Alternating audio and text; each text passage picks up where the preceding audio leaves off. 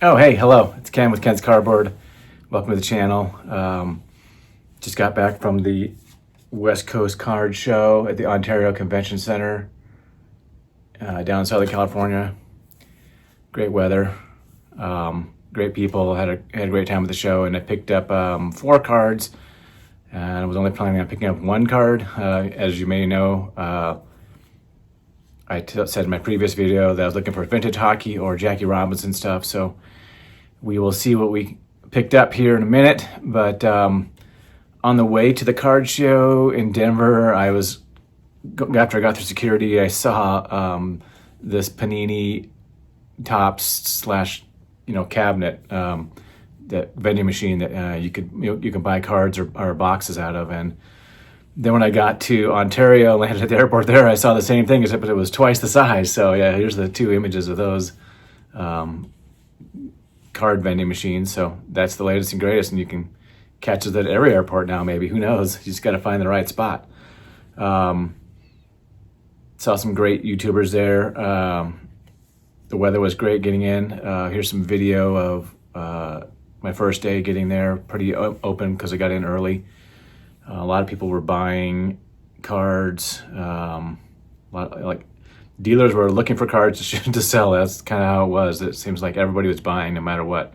I think they're short on inventory or what, I don't know. But and then even after like the second day, people had sold a bunch of stuff and they were looking for more inventory. So it seemed like people were buying, and a lot of people weren't selling their cards because they were expecting to get full market value for them, and so dealers don't like to pay full market value. So seemed like there was a shortage of inventory. So the card hobby is not going anywhere.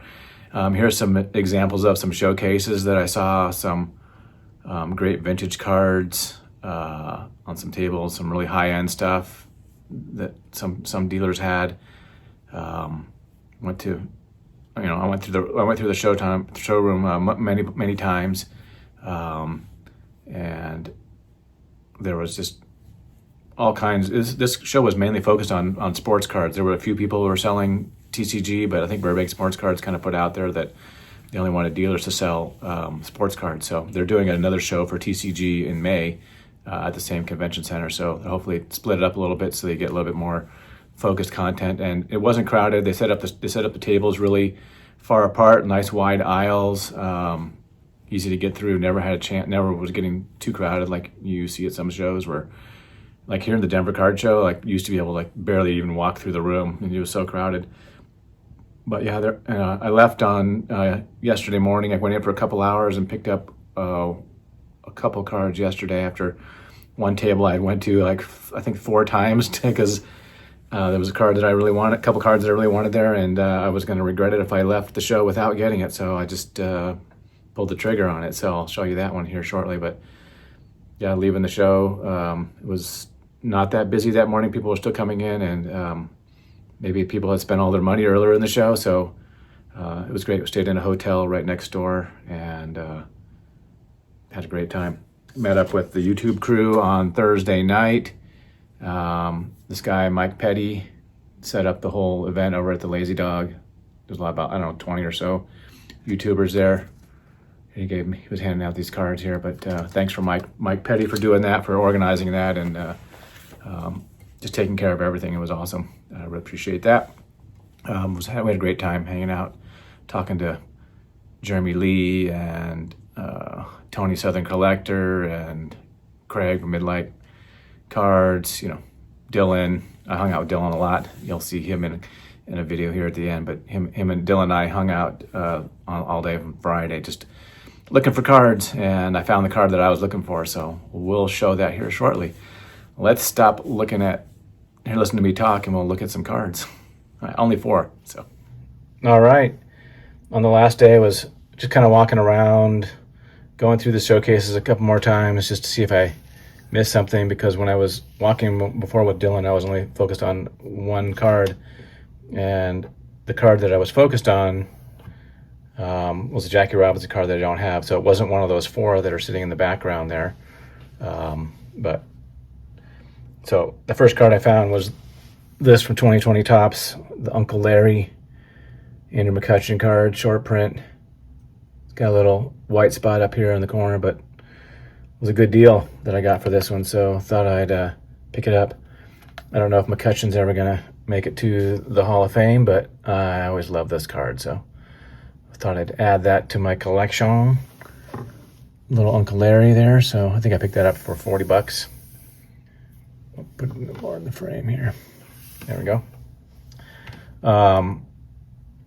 Towards the end of Thursday, I was walking with Dylan and Dan from Dylan from Double D Vintage and Dan from Cardboard and Plastic. If you know their channels, you should go check them out. But this card was sitting in a case for $50.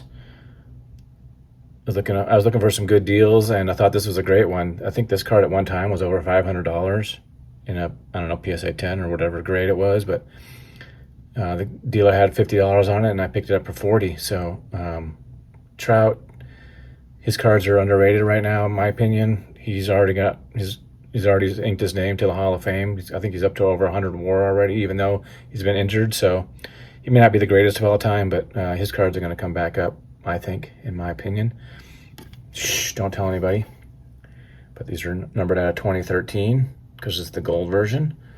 And one of my favorite images of Trout, got the gold cup on here, even though this is 2 years after the 2011 update. So beautiful card there of the Trout. Add to the Trout collection.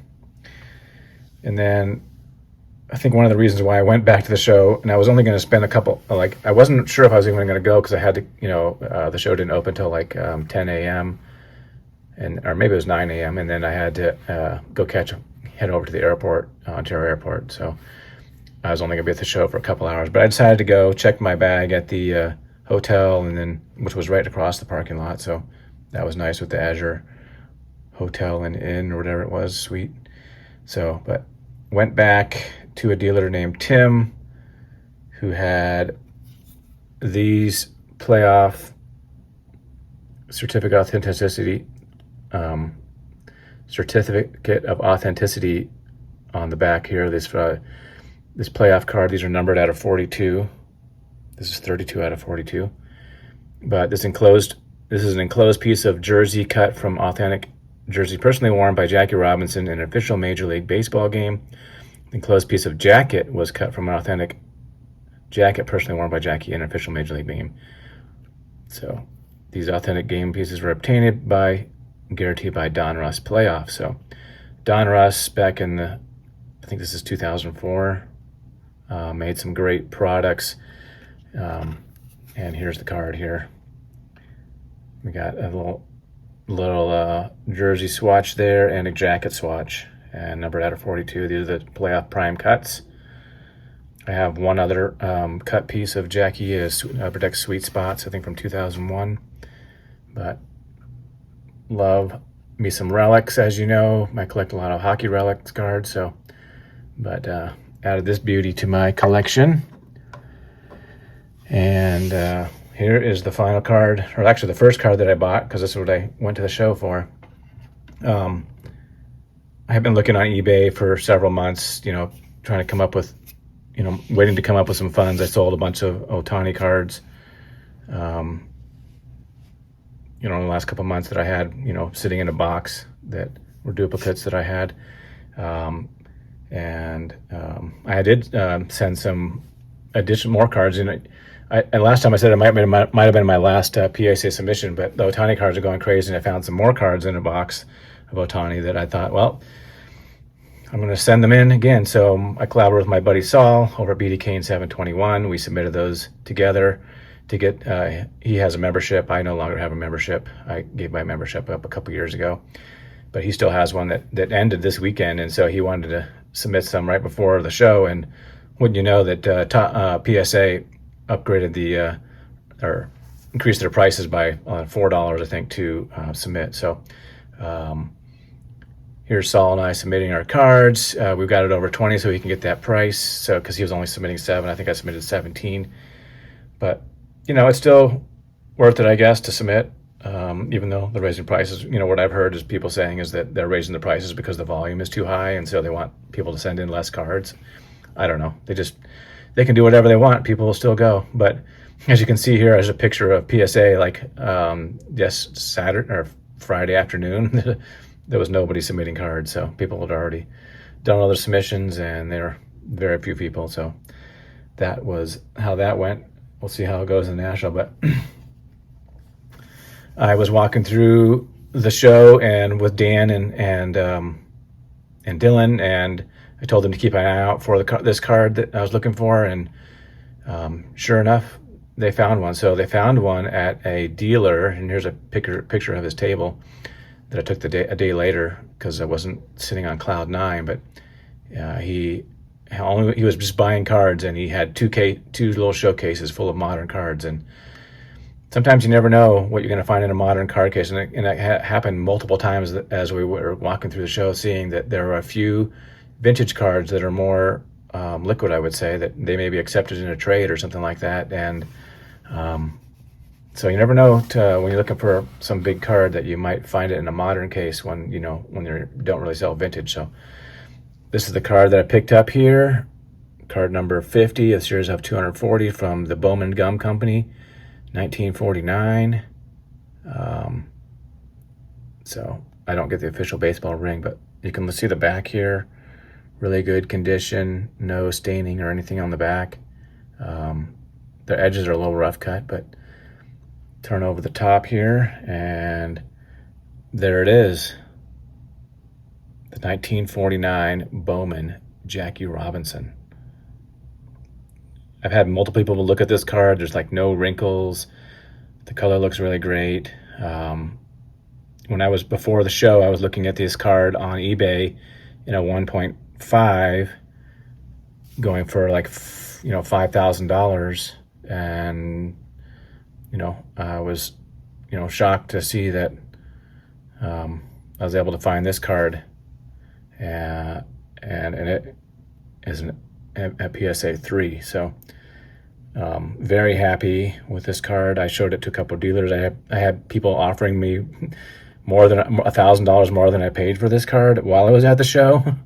If they would have found it, they definitely would have bought it. So a bunch of people were telling me that this was the deal of the show, that I found this great card at a bargain price. I don't think that the dealer really know what he had. He probably got it in a trade, like I said, and just looked at recent comps and said, yeah, I'll take this for it. So you can guess at what I paid for it. You can look up comps yourself. I'm not going to tell you what it is, but if you know. Some people do know what I paid for it, but amazing looking card. Here's some footage from me getting the card here that my buddy Dylan took. Hey, Ken, what are you buying right here? 8.5. The Jackie Robinson rookie card. Unbelievable. Look at this thing. Holy smokes. Woo! Yeah, all right. Nice. Way to go, dude. This is a sick card. Oh my gosh. Woo! Appreciate everybody watching, and hope you have a great weekend, and just so thrilled to have this Jackie added to my collection. So have a great weekend, a week ahead, and if you enjoy NASCAR, I got the Daytona 500 coming up today. Peace, everybody.